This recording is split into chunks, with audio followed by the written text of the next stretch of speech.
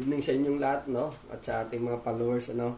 So, ngayon, may isi-share na naman tayo sa inyo kung paano pagtali ng sleep club hitch. So, tuturo ko sa inyo, ano?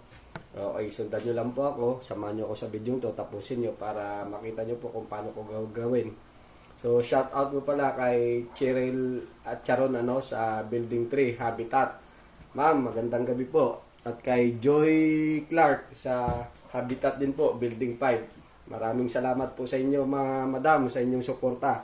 At sa kay Dinis Gonzales, Yorski, shout out po sa inyo. Maraming salamat po sa inyong suporta at sa ating mga followers. Okay, sundan nyo po ang video to. Paano magtali ng sleep club hitch. Okay, ito yung dulo. Ito yung tali natin.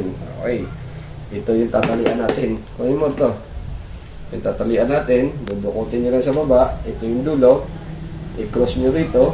Tapos, tapon nyo ulit. Dukutin nyo ulit sa baba.